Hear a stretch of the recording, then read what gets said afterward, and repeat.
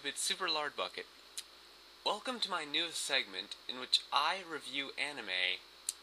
Now, if you're one of those people who's going to write to me and tell me about anime that I should review, there's certain qualifications. I'm only going to review anime that either haven't been on TV for a while or are kind of obscure. So don't send me things like review Naruto or review Dragon Ball or review Death Note, because those are already really well known. And I want to get at things that people that aren't going to immediately jump into your head because they either just aren't very well known or just haven't been on television in a good long while, and so they're not immediately going to pop into your head. By the way, my process for determining if an anime is obscure is by searching for it on YouTube and seeing how many videos of it comes up. So, if you're gonna write in, that's a good way to check your anime against obscurity. Oh, and if you send in an anime, just know that I'm going to bust its balls. So, don't send in your favorite anime if you can't handle hearing its balls get busted. Now, the first anime I'm going to review is called Baki the Grappler. For those that don't know, Baki the Grappler basically subscribes to the Dragon Ball Z theory, which states that you can have almost no plot whatsoever and no one will care so long as you have intense extreme action to the highest degree. However, Baki the Grappler takes this concept a step further. The action sequences are incredibly violent, so very violent. There's one fight where a dude got poked in the eye, so he tore out the bad eye and ate it. There was another against a dude who grabbed people's arms and squeezed them until they popped. So we've established that it's incredibly violent.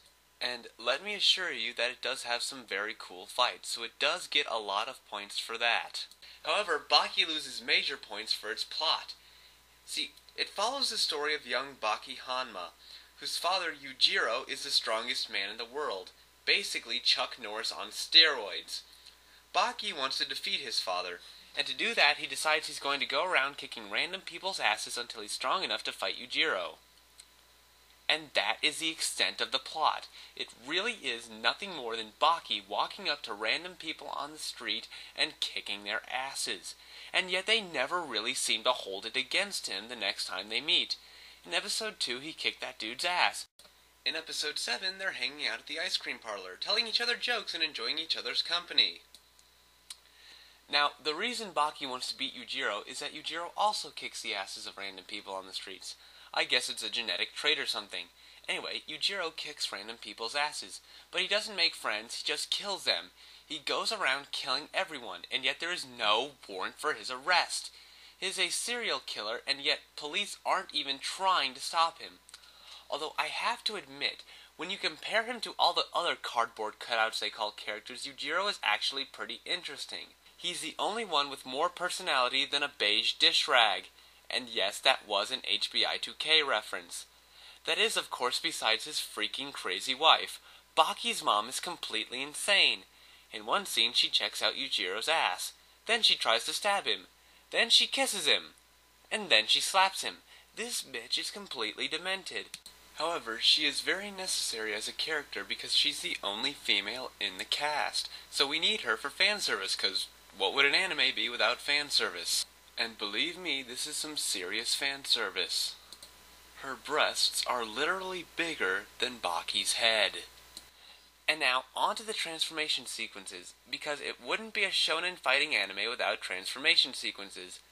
They aren't as readily noticeable since this anime is supposedly bound to the laws of reality, but there are two that come to mind, Baki's and Yujiro's, and the story of how they got both is freaking hilarious. The first is Yujiro's. One time, Yujiro went to the North Pole to kick Santa Claus's ass. When he realized Santa wasn't real and he'd wasted a trip, he just found a polar bear and kicked its ass. Afterward, the muscles on his back reconvened into the shape of a demon's face. And this did not bother Yujiro at all. I don't know why he didn't go to the hospital. Maybe he just thought it looked cool, but regardless, he just walked off on his merry way. Now when he takes his shirt off, the demon face makes him stronger. His chauffeur, who he won't kill despite being freaking annoying, thinks that the face is the symbol of a demon choosing Yujiro to be a harbinger of destruction, but I'm pretty sure it's just a malignant tumor. Now, Baki's transformation comes from some training he did in the first season. See, if he pushes his body to its breaking point, his brain will release his endorphins, which will give him a boost of strength and relieve him of some of his pain. Now, when he does this, the scene around his head goes black, his head turns purple, and bright lights shoot out of his head. And in the first episode they did it like 8 times over a course of 2 minutes. So the more they did it, the more it looked like some kind of 60s drug craze. Now, after this, Baki said that all he had left to do was cross the line. And at first I thought, big deal, I cross the line all the time. It usually ends with me being slapped. Although at least I did not shout tampon into a microphone. And yes, that was a Ganching Ba reference. But no, apparently crossing the line means doing something so bedwettingly scary that nothing ever scares you ever again. Again, big deal. My dad used to walk around the house in his underpants.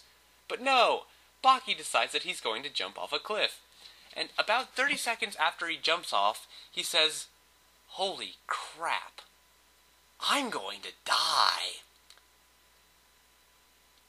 Hell yes, you're going to die. You just jumped off a freaking cliff.